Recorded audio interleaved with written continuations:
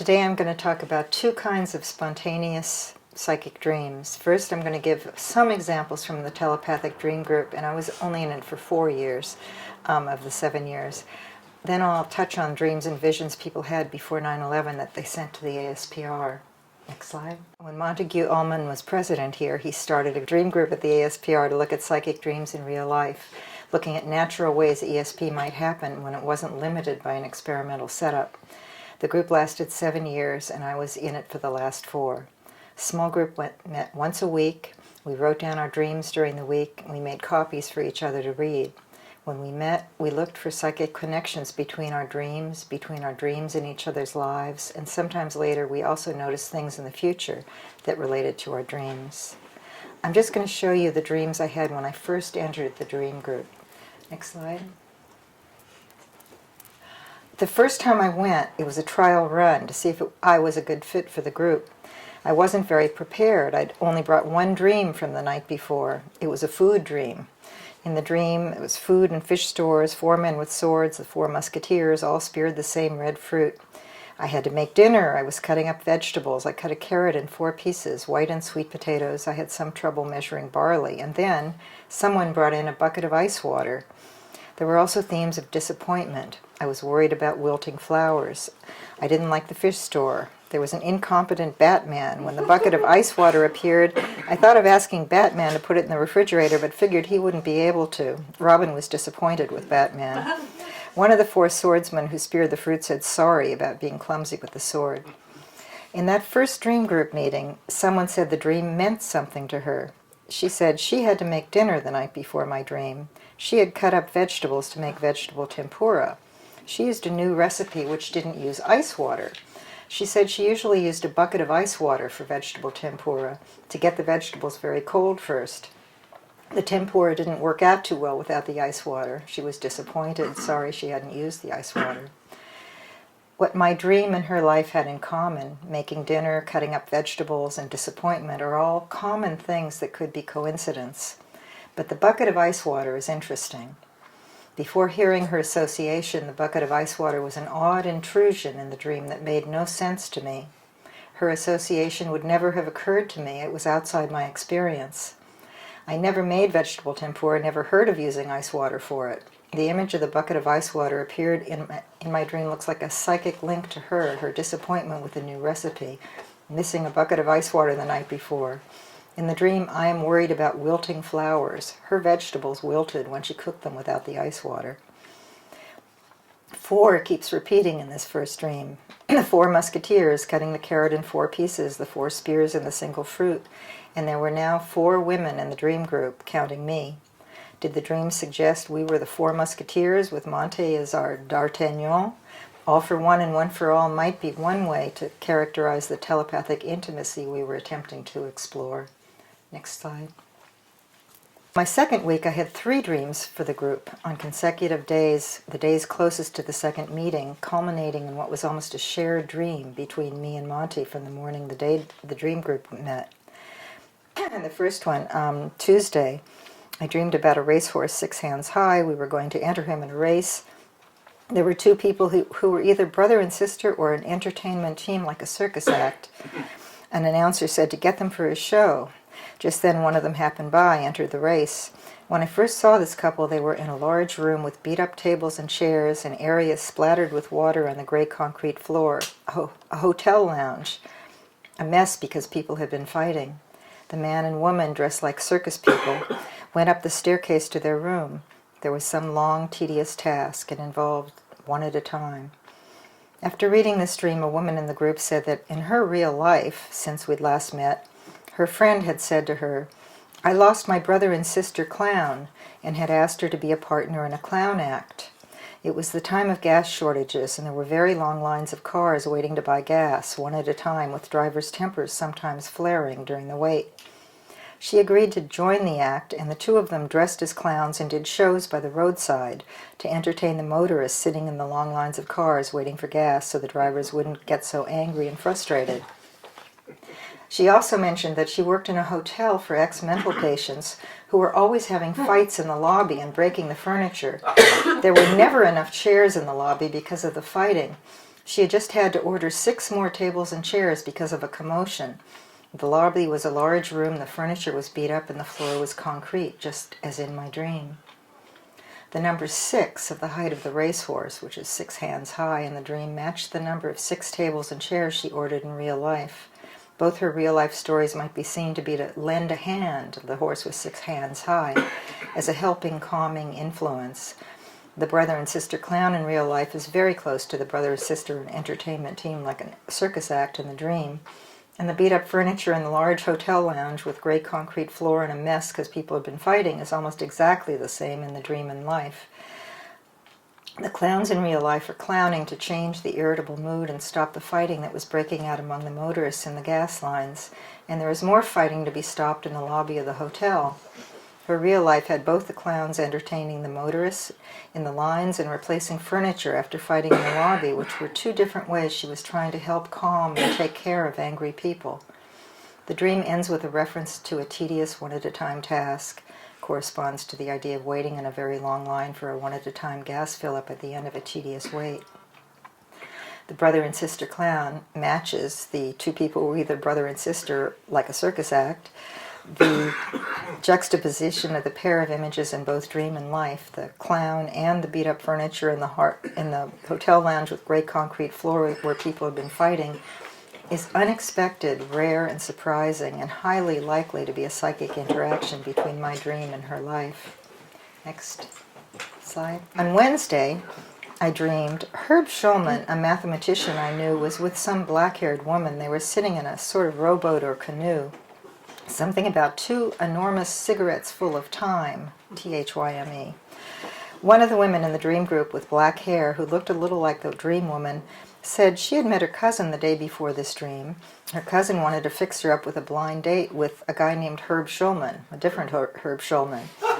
Another woman in the group said she had just found a canoe trip that morning for her sister to go on.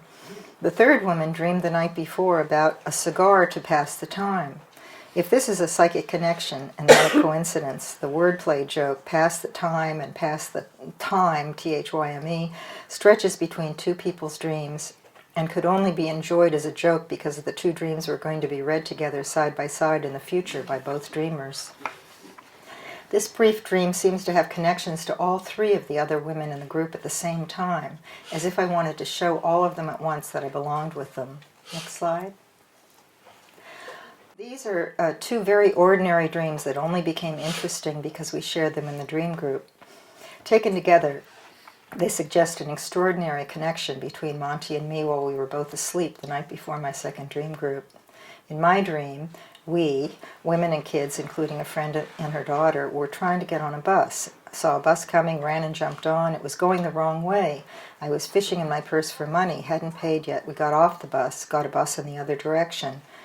I went to buy a ticket. I had strange foreign money, paper bills. One started with a K, something like Cronin.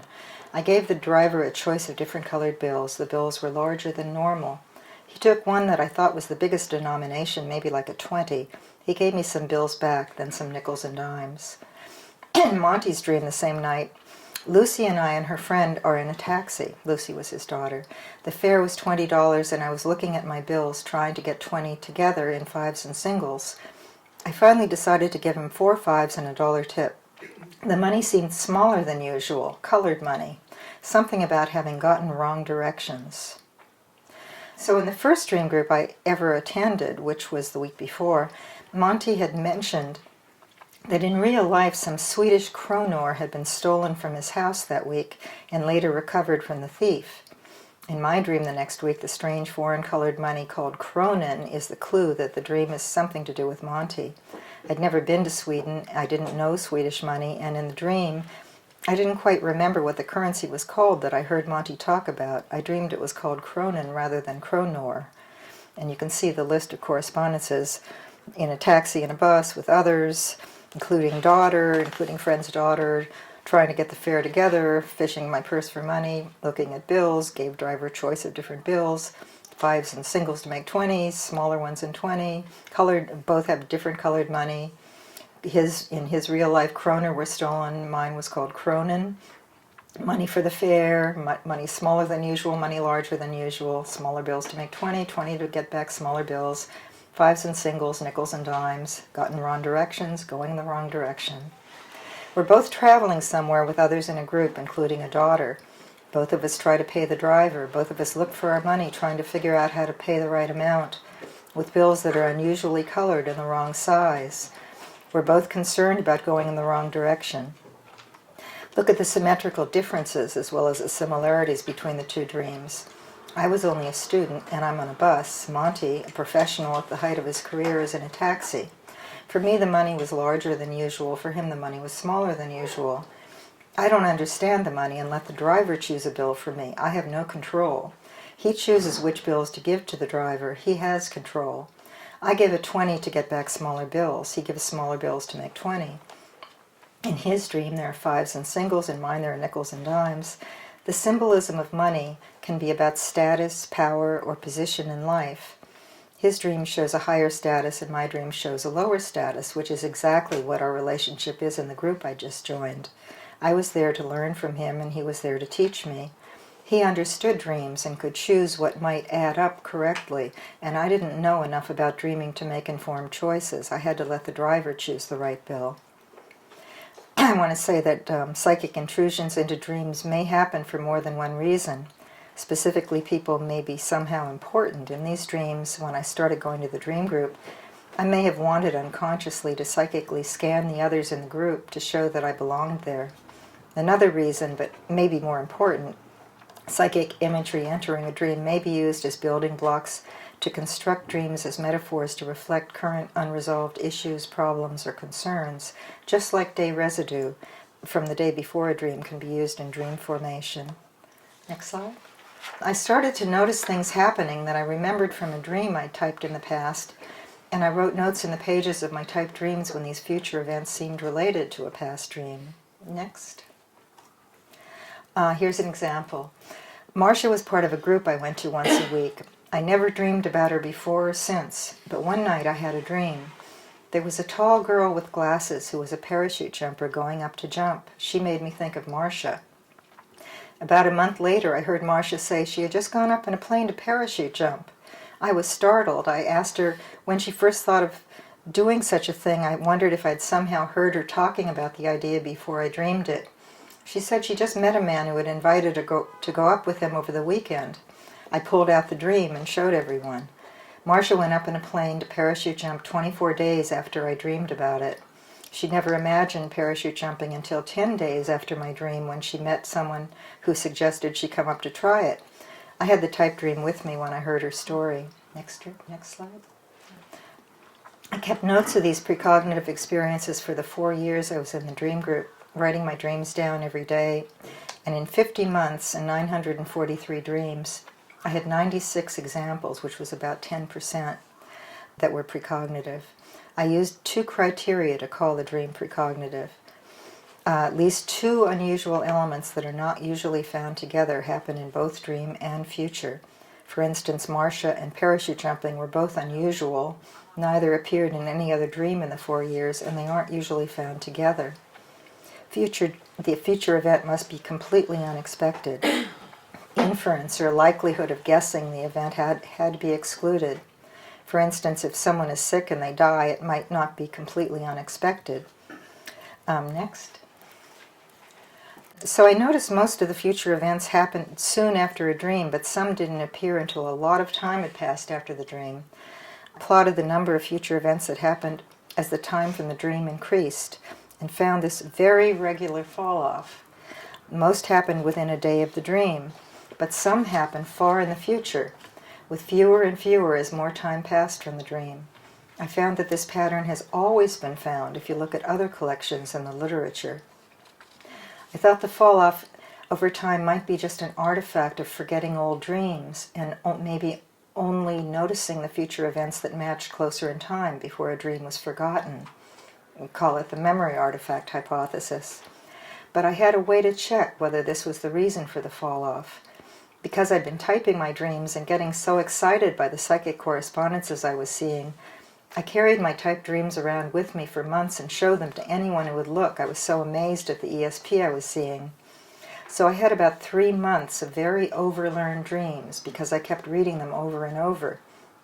The memory effect shouldn't show up in these overlearned dreams because they were always fresh in my memory. But when I plotted the graph for only those 3 months, the fall-off was still there. It was no different. So whatever the fall-off was, it wasn't about forgetting older dreams. I also noticed that the matches between dream and future that were very far away from each other in time were not more blurry or vague. They were fewer, but they weren't less detailed. Next slide.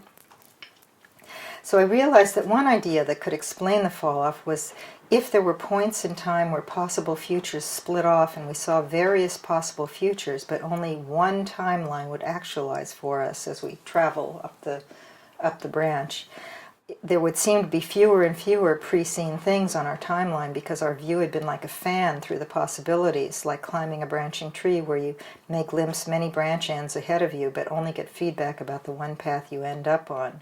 I mean, that would lead exactly to this curve. Next. This is a picture of the number of 9/11 premonitions over increasing time spans from the dream to the event. It's the same pattern again. Next. This is a sculpture by Michael Richards, who died in the World Trade Center that morning. He made this using himself as a model in 1999. Not part of our 9/11 survey, but worth seeing. How do we know that dreams actually happened before 9/11, since they were sent in afterwards? We can't always know. I asked people if they wrote the dream down before the event and if they discussed it with anyone else beforehand. When I could, I contacted some of the people they talked to and asked for their memories of the conversation. A few were published or were mentioned in letters that had been mailed. Some was art that had been shown before 9/11. I'll tell you about one from someone who I knew personally, who told various people about his strange dream the summer before, about planes hitting buildings in Manhattan and a feeling of war. I was among several people who heard about his dream beforehand. No one guessed the dream was about to happen. So a few weeks before 9/11, David Villa from New York City had this dream. At the beginning of the dream, I boarded a commercial jetliner at an airport that seemed to be in Manhattan. I was inside and it took off. Seconds after taking off, we were flying about 10 meters over a bridge that could have been one of several New York bridges. As we flew over the bridge, the plane started to have mechanical problems and fell to the bridge. As we were falling, I remember seeing other planes that were also falling. The second scene was in a city that felt like New York. I was in Queens and was looking over the skyline of Manhattan. I could see the river separating me and Manhattan. Several big commercial jetliners fell and crashed against the Manhattan skyline. I had a feeling of horror and confusion. In my dream, I couldn't believe what was happening and was horrified at the number of people who must have died. Then I remember seeing and also just knowing that the city became into a situation of chaos. In my dream, I didn't know the cause. The reason wasn't just the crashing planes. There was a feeling of war and unrest. I didn't see anyone fighting, but I did see army trucks and police everywhere, as if we were in a state of war. The dream ended. I woke up feeling horrified and scared. Since at the time I was living in Colombia, I interpreted my dream to be about my concern with the local safety risks. I thought that my dream had taken place in New York simply because that's where I'd lived most of my life. However, when a couple of weeks later New York was attacked, I felt like I had already lived it in my nightmare. Next slide. I had a long correspondence that lasted for years with someone who'd like to be called DP from Michigan. He had an aunt who lived far away, and he felt she had died as he stood on his porch Sunday morning 2 days before 9/11, and then he had 3 visions. This is what he wrote me. A family member passed away on September 9th, about 300 miles away. I always seem to know, either ahead of time or immediately, that a family member has died. I see it, feel it, know it. It climbs into my head without warning. I had just stepped out on the porch when it hit me, and I knew she was dying that day. I felt my aunt like she passed through me, took my breath away.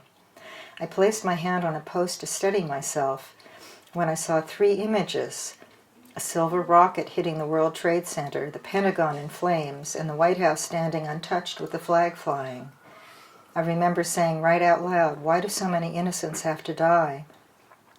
In March, I had premonitions of a disaster in September and being in a war by October, but I didn't understand who we would be at war with. He told me that he discounted the premonition at the time because he told himself, "You can't shoot a rocket into the side of the trade towers." He told me I've had premonitions, visions, dreams since I was a kid. Sometimes I'm awake, sometimes dreaming. Sometimes I touch something and it happens, or just hear a news report on the radio or on TV. It's always spontaneous, usually triggered, I think, from people, places, or things in some fashion. My wife and kids accept it because I've seen enough of it over the years, but there's still isolation. I keep a lot to myself. He told me he sometimes felt that a dream might be precognitive because there was a different quality to it, and offered to send me some of those as he dreamed them. Next slide. One of the dreams he sent on January 29th, 2000, one of the first dreams he sent on January 29, 2003 was a premonition about being in a shuttle surrounded by flames 3 days before the disaster happened.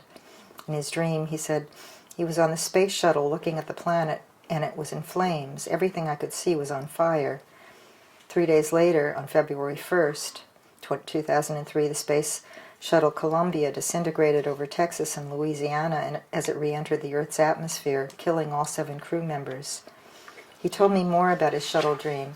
I was standing inside the shuttle and looking at the planet below us. There were flames everywhere, and the Middle East looked like it was being consumed by flames. I said to myself, "Are they all going to die?" A voice to my left said, "No, we are going to die." I looked over and saw the shuttle crew in the front of the craft, and one pointed to the back of the shuttle. When I looked, the fire was coming in from the outside, and when I glanced back out the window, the shuttle was engulfed in flames. The shuttle dream had a lot of the same emotional feelings as I had with the 9/11 visions. Now, some people never had a psychic experience before their 9/11 dream, but others had a lot of psychic experiences. Some were comfortable with them and accepted them. Others didn't like having them and felt isolated by them. One reason for the difference may be that whether there was an accepting and supportive place they could share their experiences in a positive way. Some had family or friends who also had similar experiences. Others felt they scared people or that other people thought they were crazy if they mentioned them. DP felt isolated by his psychic experiences. He first told me, "I want total anonymity. I struggle with this enough, but I'm tired of struggling alone." He became more comfortable with them over the years we corresponded. He finally had someone to talk to who found them normal and interesting. Next slide. Some dreams mentioned the unexpected detail that everyone was covered with snow, ashes, or dust. Here's one from someone with personal connection to someone near the World Trade Center. In February, Susan A. from Canada dreamed she was led downstairs out of her building. "I'm told it's an emergency and we should go quickly. We get outside and we are in the middle of an empty city. There is no one around and it is eerily quiet. There seems to be 3 feet of snow everywhere and it is not winter. I am told there's been a plane crash, and I realize that the snow is, in fact, ashes. I'm confused because I don't understand how a plane crash could cause so much ashes." This dream was so vivid I thought it was going to happen the day I woke up. After 9/11, she found out her sister's friend was living near the World Trade Center and had to be evacuated from her building. Her dream begins with being let out of her building. PA from West Virginia had recurring dreams for 2 weeks before, and she told them to her husband and mother. One dream was of planes crashing and burning straight down into the earth. The recurring dream was people running covered with ash like from a volcano, charred people falling from the sky. I told my husband of seeing 3 women crying, running, and covered with ash. On 9/11, my mother called me many times to say, your dream. My husband finally got through on the phone, and he said the women from my dream were on CNN. Next slide. There were about 40 dreams from people who seemed to be experiencing what happened to someone else. A few specifically said it felt like they were seeing through others' eyes. Here's one that also mentioned snow.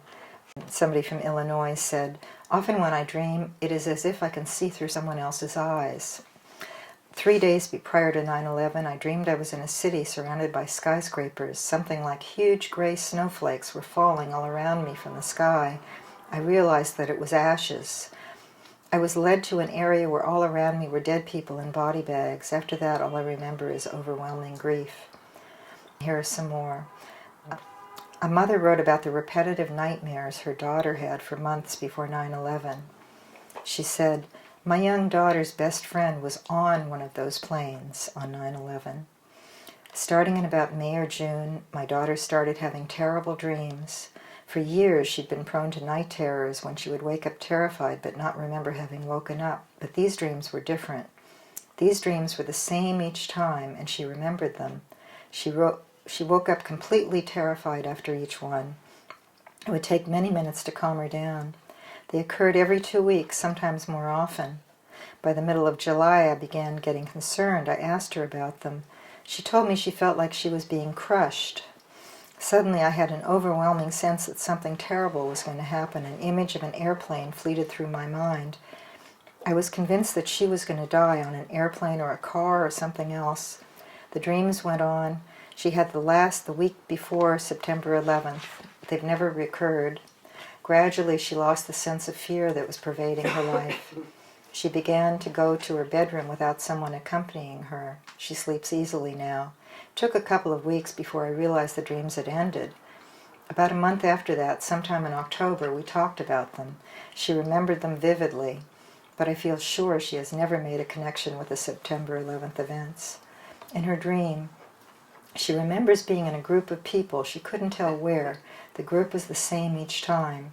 A few other people, she says they were people, but they reminded her of cartoon characters, were telling her and the other people what to do. They were being ordered around, and my daughter was terrified she wouldn't do what she was told. Then she remembers being in the middle of the group of people. This is where she felt crushed. But she also felt safer. Then the terror, and she woke up. I look at this not only as a premonition, but as a testament to the power and strength of friendship. My daughter was the rock for her friend, who was a very emotional child. Perhaps in sharing the terror of that day, she was taking some of the burden away.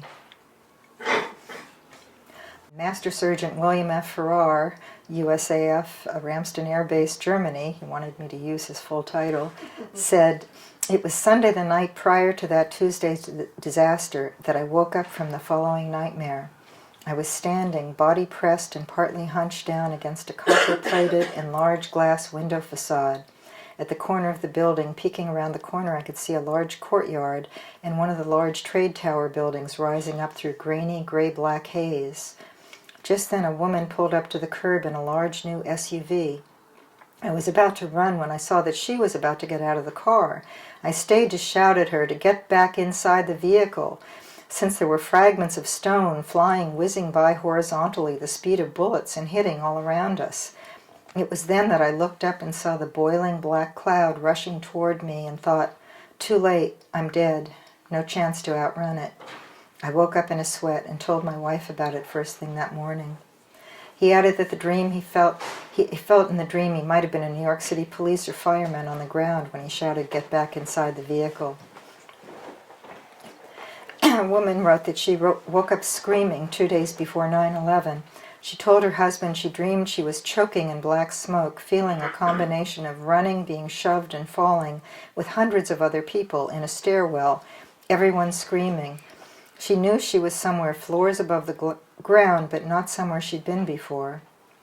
She felt a blow to the side of her chest from something large enough to kill someone and woke up feeling the pain in her side, which lasted for more than a week.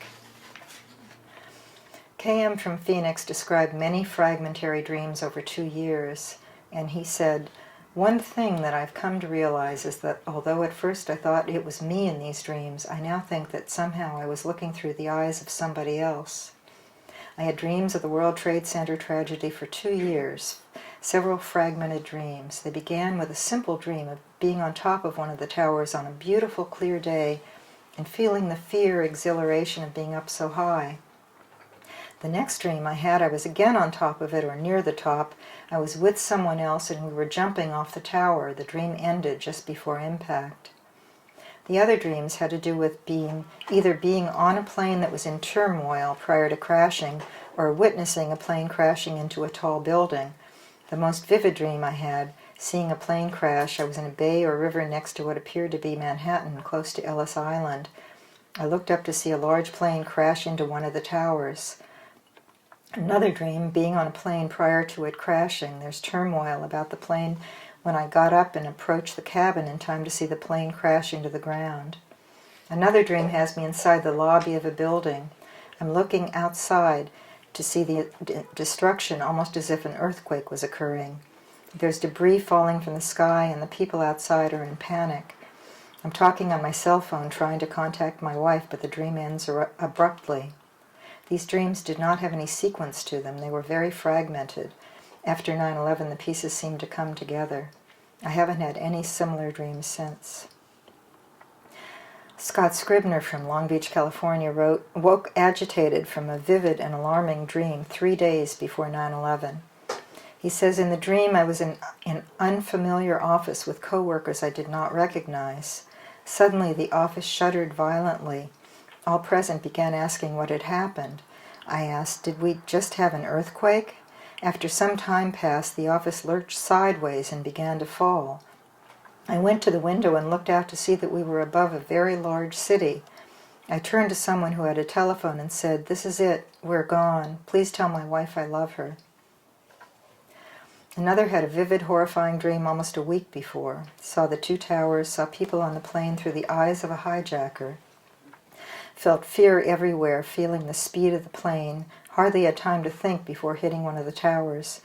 Felt head thrust forward, body shifted out of its seat, hit a curtain and a wall. Then a sky view of the towers, saw one of them fall. Felt regret without knowing why. Heard someone scream, oh my God, and the dream ended. In the early summer, someone in New Jersey dreamed she was in a multi-storied building in New York City. I knew I was up on about the 9th or 10th floor, and there were many floors above me. Suddenly there was a very loud noise that shook the building. At first I thought we were having an earthquake, and I ran to the doorway to hold on, but as I looked around the room, with more deafening noise, the whole side of the wall was ripped out, and some of the people in the room were sucked out with great force. I thought to myself that it was as if an airplane had crashed into the building. I headed for the stairwell. I was running down flights of stairs, and I could now smell smoke and feel the building shaking and crumbling from above. I could hear the building coming down one floor at a time, and I knew if I didn't reach the bottom soon, I'd be buried in rubble. I did reach the first floor and saw the light shining through the doors that led onto the street, feeling I had only a few seconds to reach them to stay alive. I woke up with my heart racing so fast I was shaking. I called my sister the day after I had the dream and described it in detail and how absolutely frightened I had felt. The day of the attacks, I immediately called my sister just to make her aware of what was happening, and she said that all she kept thinking about was my dream. SM from Bourne, Maine, worked in an aviation security at Boston Logan International Airport as a security inspector at the time of the hijackings. She wrote, about 6 months before the hijackings, I had 2 dreams within 3 weeks of each other. In the first dream, it seemed I was standing inside a cockpit while the pilots flew the plane. The only vivid thing I remember is that we were flying between 2 very tall buildings, and I knew we were going to crash. I woke up very frightened. The second dream was more detailed. Again, I was inside the cockpit, but I knew it was a UALA airplane, and we were rolling up and down over hills very close to the ground. I could see some small, gentle, rolling hills in front, and again knew we were going to crash, and again woke up very frightened, even more than I remember being in the first dream. I've tried to rationalize these dreams away for a long time, but I can't seem to forget. I've not had any other dreams of disasters that I remember. The only thing that makes any sense to me at all, and it doesn't really, is that somehow I picked up on the energy of one of the hijackers while I was working at the airport. Another dreamed a month before 9/11. I was trapped in a dark hallway with many people. The building was on fire. The floor was about to give when the ceiling above us came down. Then I woke up. Richard Melko from Fairfield, Connecticut. 9/11 began with a nightmare. I saw hundreds of people with their faces covered with cracked sheetrock falling off to reveal burnt and bloody faces. They all looked the same, with patterned cracks appearing on their faces. Everyone knew they were going to die. The people were all seated in long rows as in an aircraft, and there were terrorists walking up and down the aisles and had actually killed some of the people. The people were full of fear and were hugging each other and saying, "I love you." A few people were trying to escape out of one of the gaping holes of the structure. I could see through one large opening that I was high up in a building overlooking water, then more land beyond. Looking out the other hole was what appeared to be a roller coaster and people trying to escape on it. The only thing is there was no escape. They too would die. Later, while having breakfast just before 9 a.m., I was watching the news and saw the first plane strike the tower. The moment I saw people running from the buildings with their faces covered with cracked sheetrock and dust, and some were burnt and bloody underneath, was the point I connected my bizarre dream to the events. My dream occurred just hours before. I was with all those people in the plane that struck one of the towers. Joan Baxter from Salem, Oregon said, "I had a psychic dream a week before the attack. I remember being on a plane and seeing a Middle Eastern man blocking the aisle. I was bracing myself for an impact. I had a tremendous sense of feeling like I had no control of where the plane was going. I remember seeing a building. After that, I was in a very bright tunnel. I was being pulled down the tunnel, and the force was so great that I couldn't stop it. I was fighting to keep from going down the tunnel, but I was pulled into the tunnel with the bright light. At that point, it wasn't a dream anymore, but very real and frightening. I woke up clinging to my bed, white knuckles and still upset. I knew I wasn't having a dream, but I wasn't sure what I was experiencing. I thought it might have been a premonition of my own impending death. I was in a state of shock that morning. I knew that the towers were going to collapse before the people could get out. I knew that the people left in the buildings were going to die." She told me later, "I still think about this experience from time to time because of the tremendous force on my physical body being pulled into the death tunnel." Then she told me another story. "When I was 4 years old, our family was camping in Yellowstone Park. I loved to go camping. We stopped at a campground along the Madison River. When I got out of the car, I began to have a crushing sensation on my head. My head hurt so bad I was crying and went back to our car. Our family decided to stay in a motel that night instead. The next day, I overheard my parents talking about what had happened at that campground the night before. There was a great earthquake in the night, and the entire mountain came down over the campground. Approximately 17 people were killed. That was the Hebgen earthquake of 1959. I looked this up. It was also called the 1959 Yellowstone earthquake, and at least 28 people died." Charmaine Valdez from Albuquerque dreamed she was a man. "I was sitting in my living room when I drifted off. I was in my office and saw myself raise my right arm to brace myself from the falling ceiling tiles. What struck me was that I was wearing a starched white dress shirt and cufflinks. I felt I was mid-30s, a white male with dark hair. I was not alone. Many, many people were there. I was there. I knew I'd been in an office. I saw a lot of concrete falling and many, many people. Got up the next morning to see the second plane hit." Next slide. Susan Maxwell Trumbull is a medium from Long Island. She said, "In January of 2001, I did a reading for a client who recorded our session. Once I'm done doing a reading, I generally forget it. During the day of 9/11, I kept feeling as if I did a reading for someone who was in the Twin Towers but couldn't recall the person or the reading.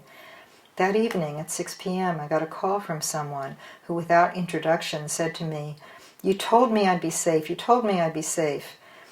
Back in January, she recorded me asking her if she worked at the World Trade Center. When she said yes, she told me that I grabbed her wrist and said, 'I saw terrible destruction to the Twin Towers. People were falling out of windows, fires and bodies everywhere, total destruction. But her deceased grandmother wanted her to know that she would survive this. She had to run, but she had to know that she would be safe.' Of course, at the time of this reading in January, which was 9 months before, this sounded crazy. It just didn't make any sense.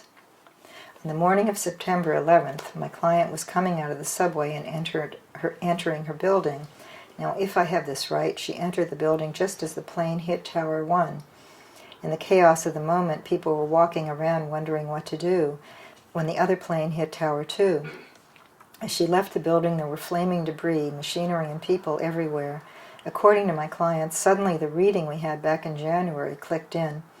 She remembered her grandmother told her to run and she would be safe.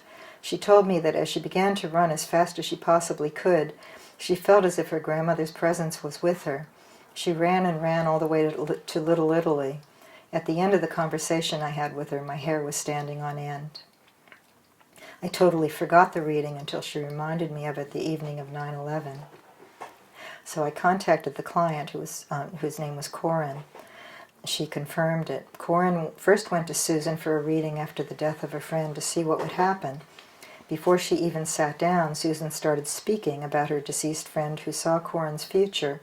There would be a big disaster in New York, but that she would be safe. It wasn't her fate to be hurt in the massive destruction. Corin said she saw the meeting about twice a year since 1998, and she would tape the predictions, premonitions of mass destruction in New York in many readings over the years. She had another reading in January of 2001. The medium said that her deceased grandmother came through.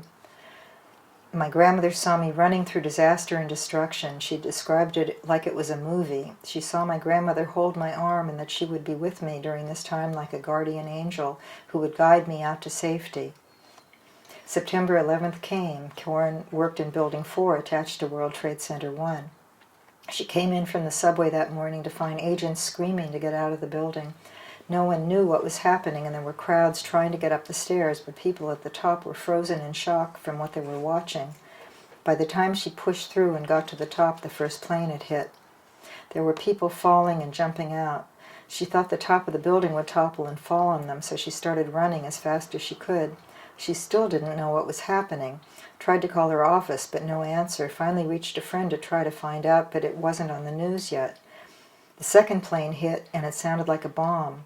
She dropped the phone and ran as fast as she could. She heard screaming and Pentagon, terrorists, attack, and she thought bombs were going off everywhere. She didn't know where to run. She ran away from the Brooklyn Bridge and away from Midtown because she thought everything was a target. She kept running to Chinatown. It was empty.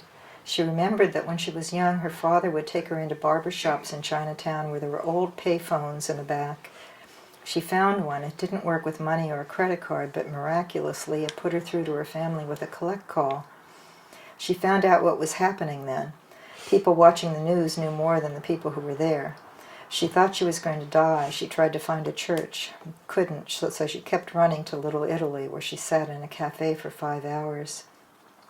She said, "Only then did I realize that I was most fortunate to have found my way to a payphone to contact my family and let them know I was safe. Because payphones or cell phones weren't working or had long lines, I knew someone was with me. I could feel the presence. Finding an empty payphone was a miracle in itself, and getting it to work was another. As scared as I was watching all the devastation, I thought it was luck to have been able to say goodbye to my family. In the heat of the moment, all the answers to safety just were there for me, like a script in a play. After the 5 hours, I walked to Midtown and caught the railroad home to my family. A couple of hours later, I was still in shock, but I picked up the phone and called Susan. I told her she was right, that I would be safe, and I know someone was with me, guiding me through this whole day." Next slide. This is One Penn Plaza. The construction began in 1969, and it opened in 1973. Next slide. I'd like to end with the experiences of Bob W. He was a policeman in the 9/11 rubble. He told me he had 3 dreams that all happened in the 1960s, 6 months and 3 years apart. He had a 4th experience that was not a dream, but a voice in his head, 4 days before 9/11. His first dream was when he had moved to a temporary place in Manhattan in September 1965. While he was there, he dreamed, "I'm hurrying through a large airline terminal. I'm simply wearing dungarees. I know only that I must catch a specific plane, and the faster I run to get to the boarding gate, the longer the passageway becomes.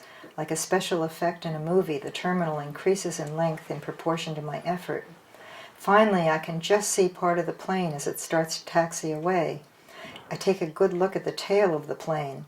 On the rudder are 2 large red letters that overlap somewhat. They appear to be 2 capital letters, AA. I never get to see the entire aircraft, just the image of the tail with the 2 A's. I look into the face of an airline attendant. The face has no features, it's just blank. The attendant says, "That will never work. Here, take this flight." Suddenly, I'm climbing a flight of stairs like the ones used when passengers boarded their flights directly on the tarmac.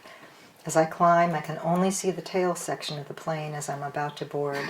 On the rudder are large blue markings, looking like a letter in the alphabet, but not quite. The scene changes. Somehow I'm looking out the cockpit window and I can see the tail section of the plane that I just missed.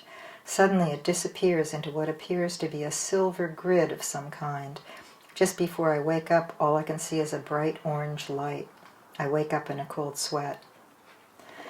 By July of 1966, he had moved to his own apartment. He had dinner with a few friends. One had flown in from Boston. He asked what airline his friend took. The friend answered American Airlines and showed the ticket envelope with the AA logo. Then Bob felt cold, and even though it was summer, he just couldn't get warm. He excused himself and went home. Then he had a second dream, exactly the same dream as the one he had 6 months before, as though someone was playing back a pre-recorded tape. He says the only difference was at the end of the dream. As I am looking from the cockpit window at the first plane, I seemed to be suddenly imbued with magic. With my right hand, I was able to reach through the glass of the window and grab hold of the tail section of the plane ahead of us. Just as I got hold of it, it disintegrated into dust in the palm of my hand. Again, I woke up in a cold sweat. His third dream happened 3 years later. In the summer of 1969, he invited some friends down from Boston again. They were supposed to come on United Airlines, but they missed their flight. He had a vivid nightmare that night. I dreamed, trying to wake up, shouting at myself to wake up. In the dream, I found myself standing on the side of a volcano, only this was no ordinary volcano. As I climbed to the top of it, I was joined by many other people, each dressed in different ways. Some were in business suits, some in a kind of uniform, some in construction clothing, and some, like myself, in dungarees. We were all looking for something on the side of the volcano, which for some unexplained reason had large shafts of metal sticking out from all parts of the sides. There was a lot of smoke. Someone shouted at me from the top of the volcano to come and see something. I made my way up the slope, and when I reached the top, I could see molten material through a small crack in the top of the mountain.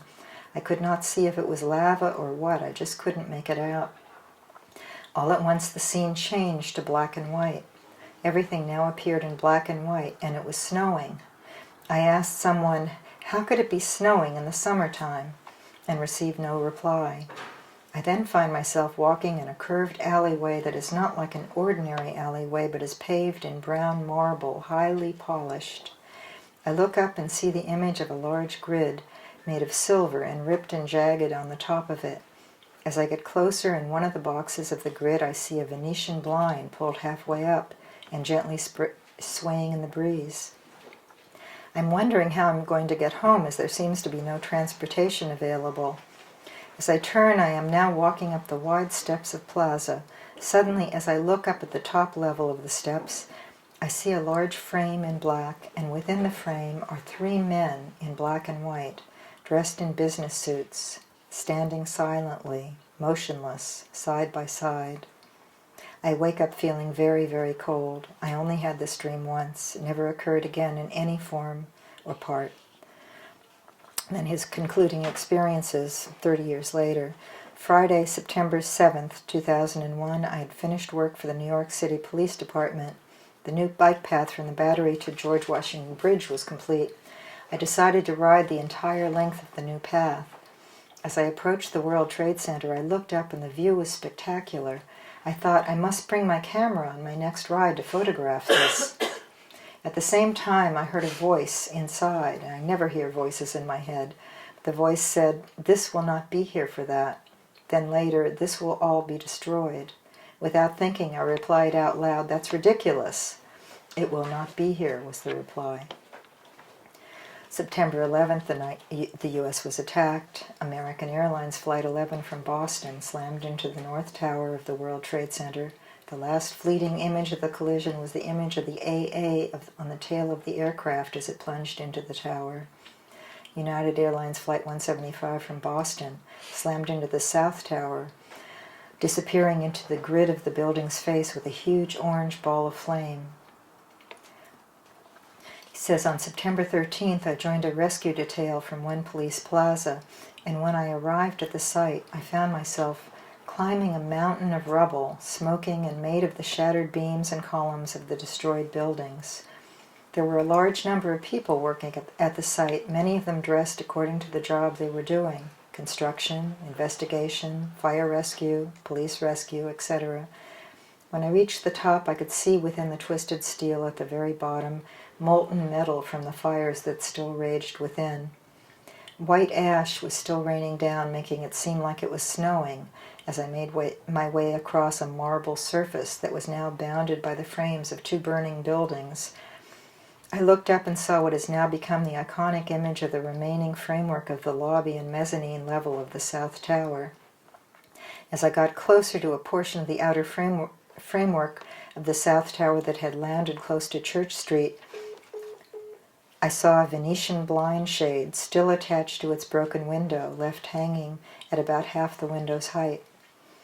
I then turned and started to walk up the steps to One Liberty Plaza. When I got to the top step, I noticed all the windows had been blown out by the collapse of the two towers. The ground floor was occupied by Brooks Brothers.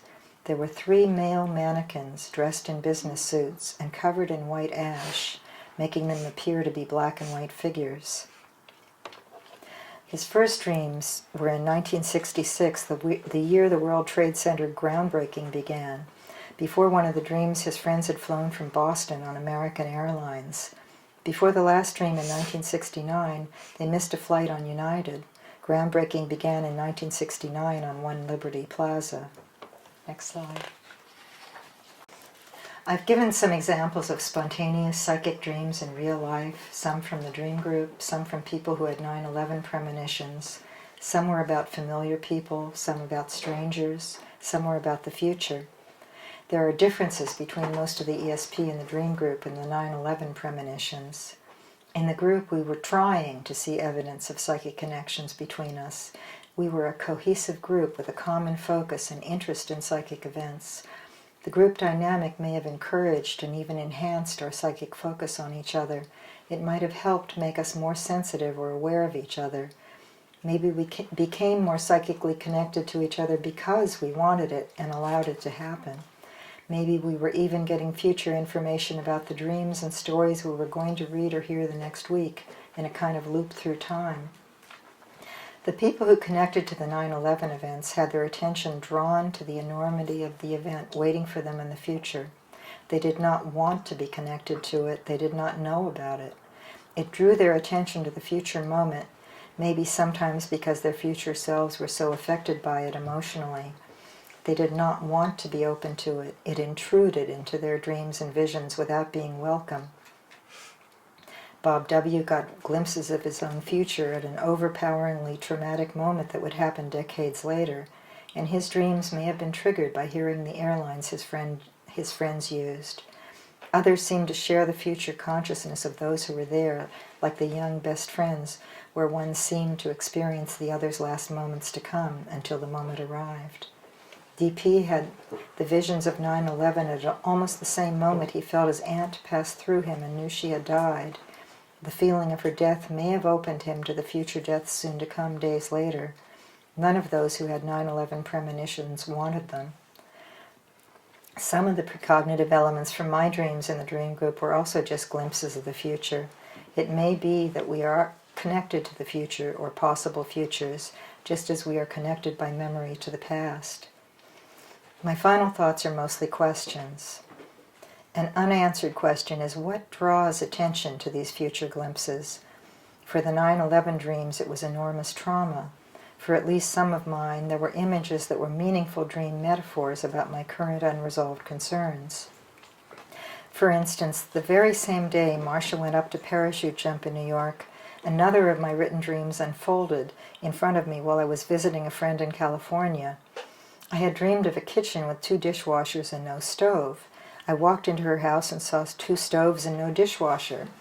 I had the type dream with me. There were 17 matches between my dream and the day I spent with her. She had been my mother's best friend when I was a child, and she had a dramatic divorce that even hit the local paper.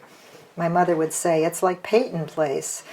Dorothy Malone, who starred in Peyton Place, was in this dream. When I left for California, I would say, "If I get a divorce." When I returned, I said, "When I get a divorce." I didn't notice the change, but other people did and pointed it out to me. I had made an unconscious decision that day in California and was not even aware of it. Marcia went up to parachute jump, but she got scared and didn't jump. I jumped. Both dreams looked ahead to the same moment in my future, a day when I made a decision that led to a different future. Is there some kind of hidden psychic web between all of us that can sometimes show up in dreams? Are we all connected, or sometimes connected? How are we connected to the future? If people can get glimpses of their own future or someone else's, does that mean the future can't be changed?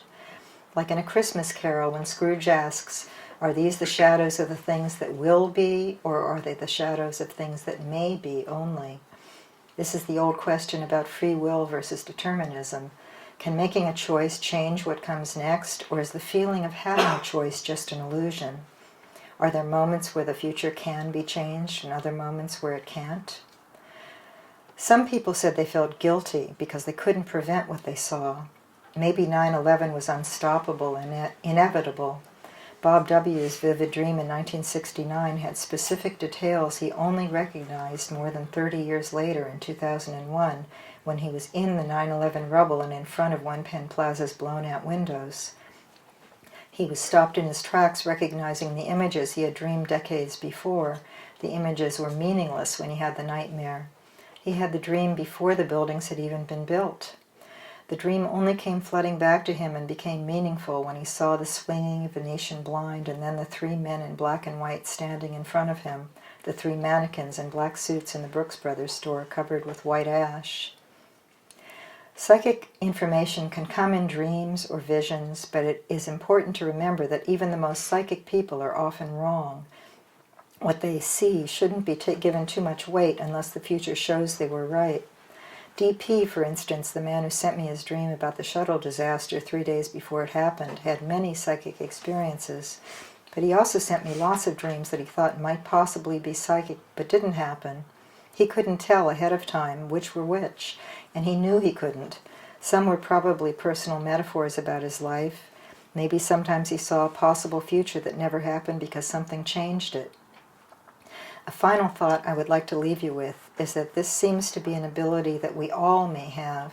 Keeping a dream journal or discussing dreams with people we dream about sometimes allows us to see these connections happening that we would otherwise probably never notice.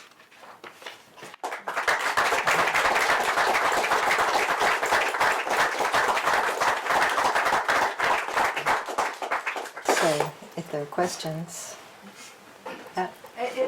I'm asking this because it's just right on what you just ended with. This is amazing. I just think it's amazing information, this 7-year study, and what you took from it. But were these dreams, were you able to, in this study, discover certain characteristics particular to psychic dreams? For instance, when I have a dream, I forget it. And I can't vividly see anything in color or things like that. It seems like these guys were dreaming in color and remembered these dreams all their life. Some of the people who remembered their dreams from a long time ago had been keeping dream journals. And sometimes writing a dream down, you remember more details than, writing even a few notes down brings more details back, and you keep remembering more and more. And in fact, it gets very tedious writing the whole dream down because it can get very long. But it's helpful to try to write the dream down because more and more will come back and you'll remember more. You may be not remembering very well because you're not writing them down. But are there certain characteristics about the dreams? In other words, do they wake you up? No. Oh, okay. So there's nothing. No. Sometimes, occasionally, I would have discussions with DP because he had a lot of these kind of premonitions, both waking and dreaming, and sometimes there was a different quality to a few of them, like something would become more like a impressionist painting, like spots in a beautiful impressionist painting in the dream, and when you woke up it was like, whoa, that was very vivid but strange. But some of them were just dreams like any other. You couldn't always tell. Occasionally there would be a different quality. I want to ask you a question. Can the future be changed, though? You got me, I don't know. No, but I mean, if... Oh, can the future be changed? Well, we don't. The question is whether there's a future or whether there are possible futures, and we travel along a single timeline, so we don't know if the possible future that might have happened has been changed by some decision or event along the path. path. Could think about, dream about these things, and then report it, and then it could be changed. Is it a possibility? Well, if they report it and it's changed, they'll never find out. They'll never see it. Well, I'll never see it. Which is why you get this fall off of what you see. Like the incident of 9/11, that could have been avoided too, right? If it was reported. It's hard to say because some of these dreams happened before the buildings were even built. How do you? I mean, that's pretty set in stone. Right. Yeah. At the beginning of your talk, you presented certain dreams that showed some communal coordination, among the group. Mm-hmm. So this was 7 years of research. Well, I was only in it for 4. Okay, well, you were 4 years. During your 4 years, were those examples that you showed us the most significant ones? No, they were just all from the... Prophetic dreams, for instance. Oh, Seriously prophetic, in your group.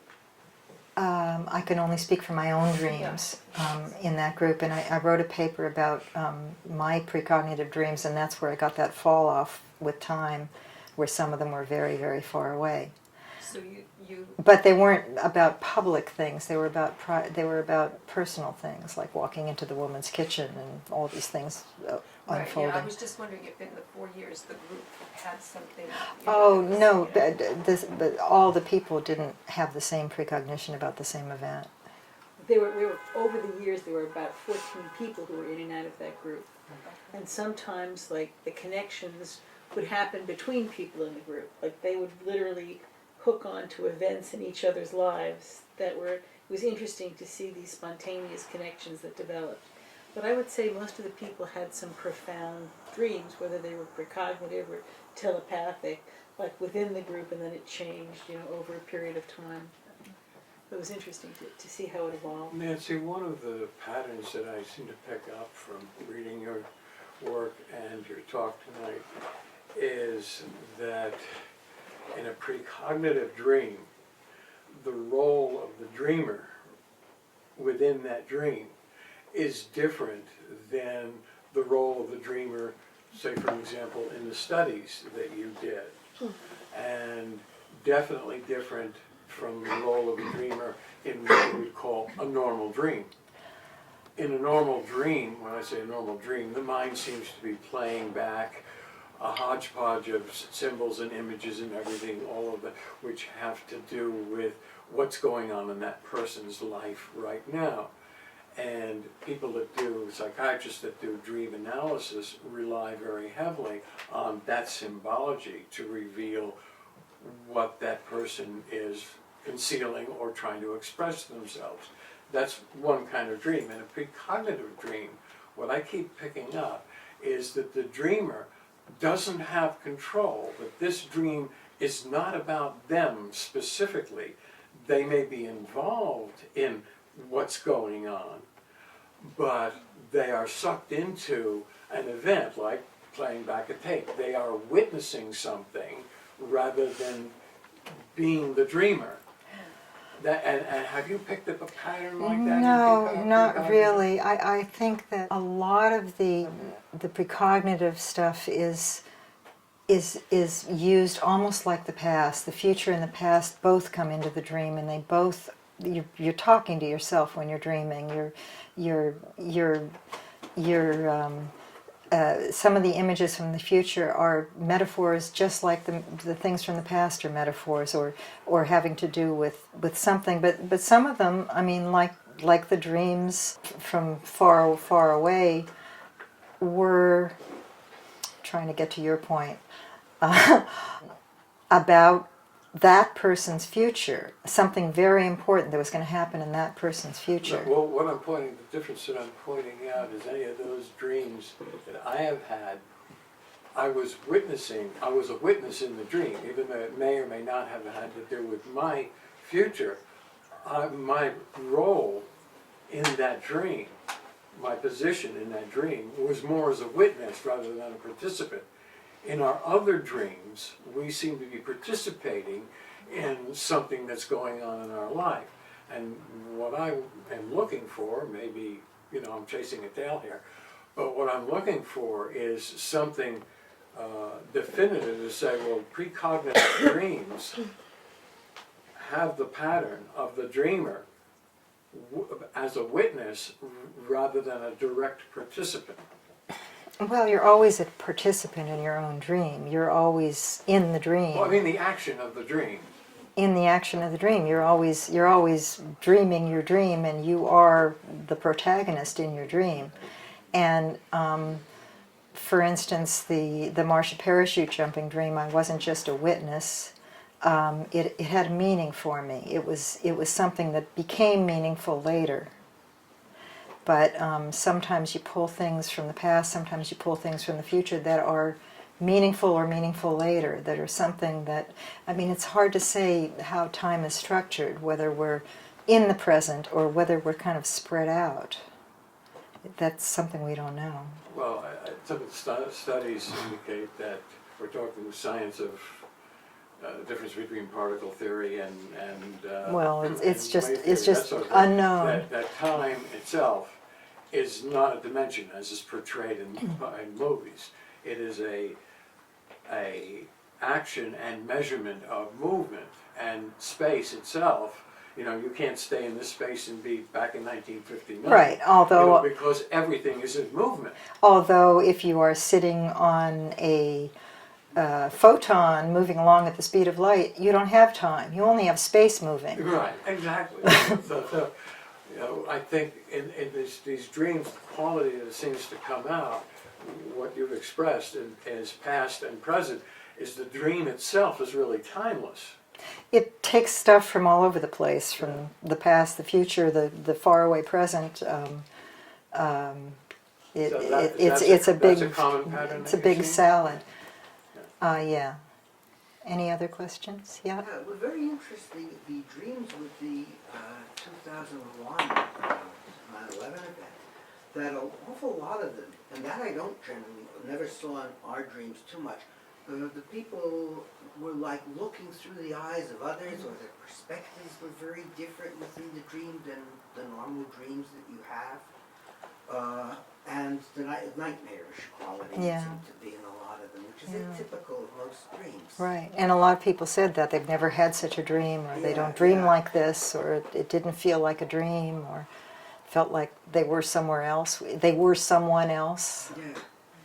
And that leads you to ask, how separate are we from each other, and how often do we flow in and out of each other, even when we're not aware of it. I remember there's a chapter in an old book Gardner Murphy wrote called The Challenge of Psychical Research, where he talks about a guy who dreams about a horrifying dream about a hand, and it turned out there was a Mrs. Hand who was nearby who threw herself in front of a train and was just cut in pieces, and this guy had nothing to do with this Mrs. Hand, except he read about it later in a newspaper, and it's like, whoa, that was in his dream. Or somehow very traumatic events create like a projection wave of some kind that then others see through that event or into that event somehow. It's just, all those dreams we're talking about 9/11 were amazing. You like the consistency with them from such a wide range of people.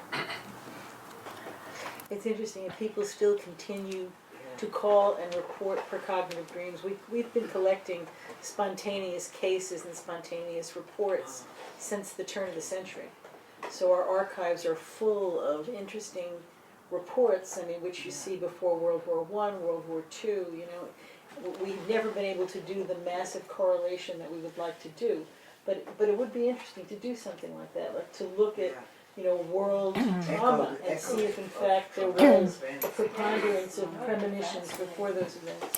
Well, Dunn, who wrote a book in 1927 called An Experiment with Time, was a aeronautical engineer, and he was in World War I, and he noticed that he was in a barracks, and many of the soldiers had nightmares the night before they were bombed. And then he started asking, he started noticing precognitive things in his own dreams, and he started asking his friends, just write your dreams down, see if you can find future events as well as past events. And when they wrote them down and started looking, you kind of have to trick yourself. Your mind doesn't want to go there, and the future events don't seem as good correspondences as the past things. You have to almost trick yourself and say, this happened in the past, and then it's obvious that it was part of the dream because it would happen the day before, except it happened the day after.